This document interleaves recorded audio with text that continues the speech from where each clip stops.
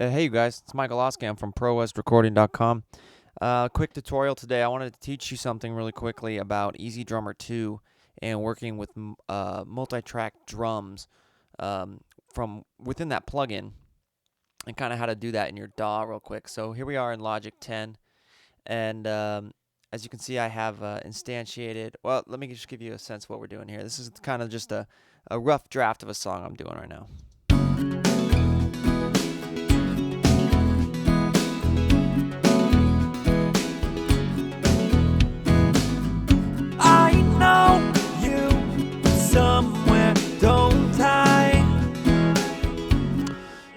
Very rough, right? It's kind of in being composed and written, and so when I'm in that mode, I don't mix. I just write and I sing and I play and I put all the instrumentation in, and then once I get to a point where I feel like, okay, I got the idea out for the most part, the framework of the song, then I go back in and I start mixing things accordingly. So this is a common thing for me. I'm building my drums in EZdrummer 2, and I instantiated the plugin in a stereo form. When you're in Logic, and you go to select your instrument, you can select it to be either in stereo or multi output. And I'm not concerned with mixing the drums at this point when I'm writing. I just want to lay in my beats and formulate the song. So as you can see, that's what I've done down here, at least for the first part of it. But now I want to be able to mix my drums, the stems independently. I want to be able to mix my kick separately and then process my snare separately. You get the idea. Well, you can do that with an EZdrummer, and you can even do it once you've started in a stereo instantiation of the plugin. So let me show you how to do that really quickly. You come into EZdrummer here, and the first thing that I do is you click on you go to the mixer window, and you click down here, and you're going to switch it to a multi-channel output. Now that hasn't done anything yet, but I just like to do that first. Now, come back into your instrument where you would load that, and I want you to instantiate the multi-output at this point. If your Logic system doesn't crash, then you are stoked. Sometimes it will crash when you do that. I don't know why. So be sure to save your session. Save, save, save. Can't say that enough. Now you'll notice that there's this little plus button down here on what has now become essentially the subgroup master of what will be the multi-track drums. So I'm going to click the plus sign a few times, and it's going to create a few aux channels for me.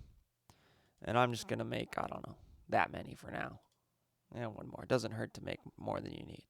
And as you can see, it autofills its insert as being a bus routed from the EZdrummer plugin. So now what we can do is do a little bit of a process of elimination to just find out which one's which. It should be pretty common sense, considering this tells you what output it is in the plugin, and this should correlate with the inputs here. But let's just play with it a little bit to make sure that we're getting the right sounds in the right channels, and then we'll label them accordingly. So I hit play. Okay. So in EZdrummer, I'm going to solo the snare. And just make sure that that's it. That is in fact the snare. I'm going to go ahead and just name it snare, so I know what I'm doing here. Let's see what else we got. Let's unsolo this and keep going. Got something over here. And according to this, it should be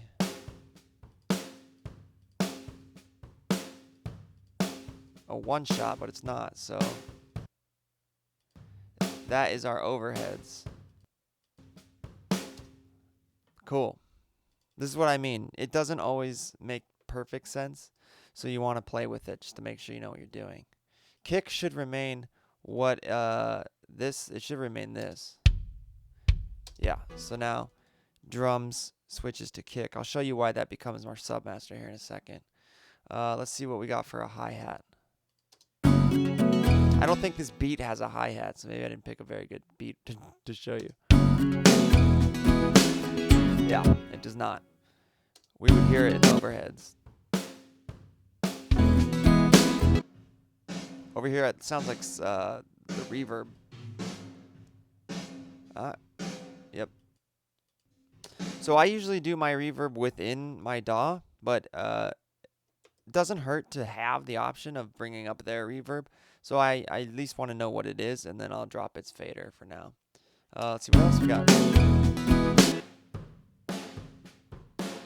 That sounds like the ambient room mics.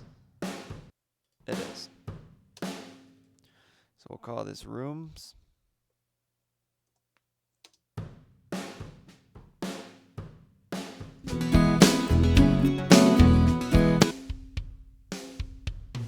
That sounds compressed, so I'm assuming that's the compression. Yep.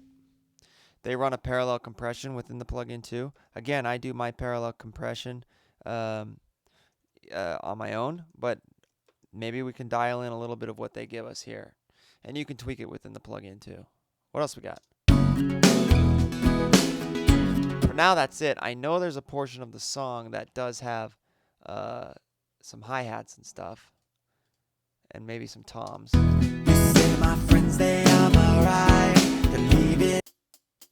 There's our hi-hat right there.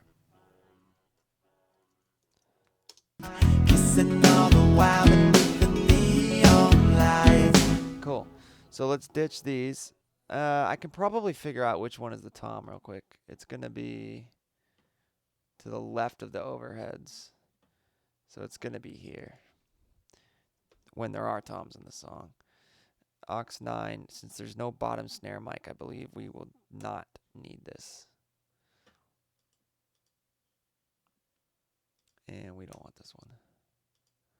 Okay, so now we have this as our multi-track drums. We can solo them up. And let me create now I'm going to create a track stack.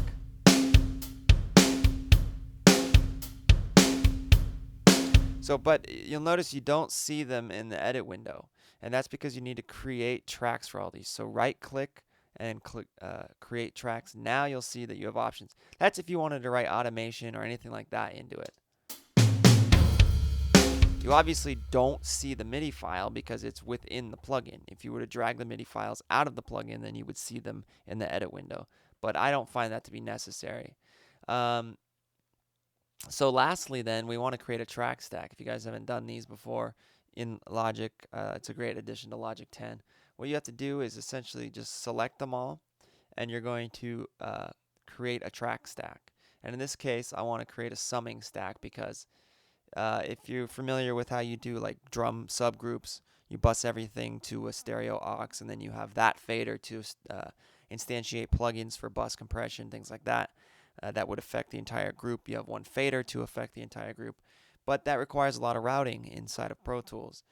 It's not complicated, it just takes a little bit of time. With this, it's very simple. We can create a summing stack that will basically put all of those tracks into a folder and give us one channel or fader that we can use as the master. So all we do is hit create, and now it's called Sum 9. And so now this is the one that we'll rename drum subgroup, or whatever you want to call it. You get the idea. And if you want to save some edit window space, you can collapse it. But this now in our mix window will be how we can control the overall. See, all of these outputs are routed to bus 8, and the input is now on this stereo aux.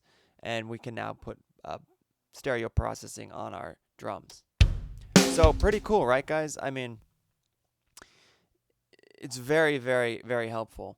I was writing, right? I put my drums together the way I wanted them to sound as far as the timing of everything. Now I can go in here, dissect, split them out. It's as if I was recording them live in a studio because I can independently process each one, and I even get to control it with a submaster very quickly by creating a track stack. Hope this guy helped you guys.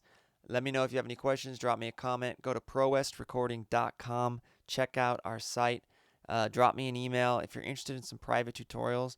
That's been catching on like wildfire, you guys. I suggest you jump on that. It's really fun. I can help you guys with your own songs. Look forward to hearing from you. Take it easy.